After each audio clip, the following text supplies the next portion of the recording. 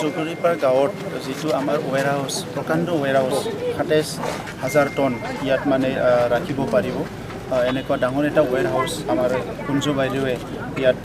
নিৰ্মাণ কৰিছে তেখেতক মই কংগ্ৰেচুলেশ্যন জনাইছোঁ আমাৰ মুখ্যমন্ত্ৰী ডক্টৰ হিমন্ত বিশ্ব শৰ্মা ডাঙৰীয়াৰ নেতৃত্বত অসমত এতিয়া এটা নতুন জাগৰণ এগ্ৰিকালচাৰৰ ক্ষেত্ৰত আনিব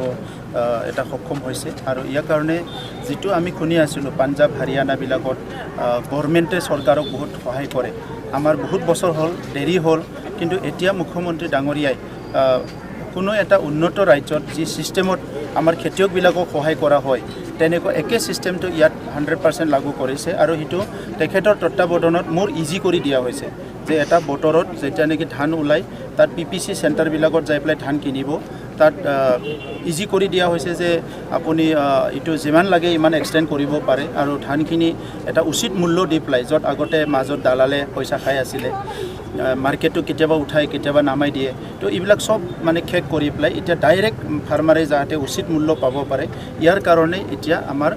PPCবিলাক বনোৱা হৈছে গুদামবিলাক বনোৱা হৈছে আৰু মিলিং যিমান পাৰে মিলটো এইটো মানে দিয়া হৈছে ছাবচিডাইজ এটা ৰেটত মানে এটা লোন দি পেলাই এইটো বনাব দিয়া হৈছে চ' অসমত এতিয়া প্ৰায় ষ্ট্ৰাকচাৰটো আহি গৈছে হয়তো এই বছৰত একদম খুব ভালকৈ হৈ যাব ইয়াৰ পিছত ডাইৰেক্টলি ফাৰ্মাৰবিলাকে আজি ধানটো এটা উচিত মূল্যত বিক্ৰী কৰিব মিলিং হ'ব FCI লৈ যাব আৰু লগে লগে নেক্সট খেতিৰ কাৰণে প্লেনিং কৰিব পাৰিব চ' সেইটো আমাৰ কাৰণে এটা ডাঙৰ এটা ভাল এটা এচিভমেণ্ট এণ্ড ৰিজাল্ট বুলি ক'ব লাগিব সেইকাৰণে গ্ৰাম্য অঞ্চলৰ খেতিয়ক ৰাইজৰ হৈ পেলাই মই মুখ্যমন্ত্ৰী ডাঙৰীয়াক ধন্যবাদ জনাইছোঁ আৰু এই অঞ্চলৰ ৰাইজক মই অনুৰোধ কৰিছোঁ যে গুদামটো কোনোবা নিৰ্মাণ কৰিছে সেইটো তেখেতৰ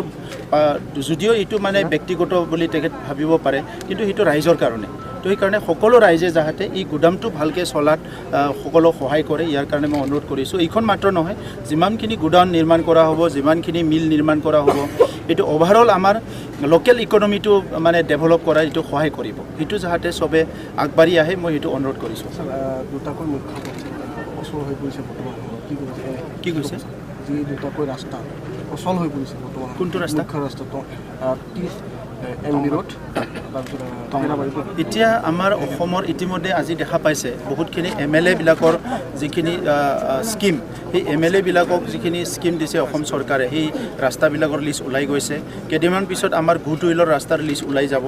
আৰু ইয়াৰ পিছত আমাৰ কাউন্সিলৰ পৰাও বহুত ৰাস্তা আমি বনাবলৈ হাতত লৈছোঁ ইয়াৰ পিছত যিখিনি ৰাস্তা ৰৈ যাব এইটো স্পেচিয়েলি আমি নিৰ্মাণ কৰাৰ কাৰণে ব্যৱস্থা কৰিম 2024 লোকসভা নিৰ্বাচন আহি আছে কি ৰণকৌশলে আগবাঢ়িব চাই চাওক ৰণকৌশলটো ইমান সোনকালে কোৱা নাযায় এইটো ওচৰতে ক'ব লাগিব ইলেকশ্যনত এতিয়াই যদি ৰণকৌশলটো কৈ দিয়ে বেলেগক শিকিব নহয় আমাৰ পৰা তো সেইকাৰণে পিছত কৈ দিম আপোনালোকৰ স্থিতি কি হ'ব ছাৰ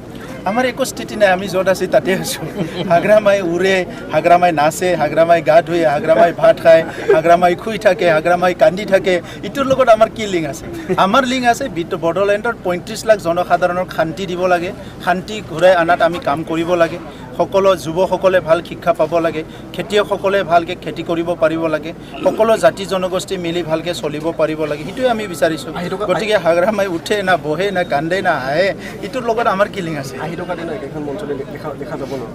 তেখেতক সোধক মঞ্চটো ক'ত কোনে কি যায় এইটো তেখেতক সুধিলে ভাল হ'ব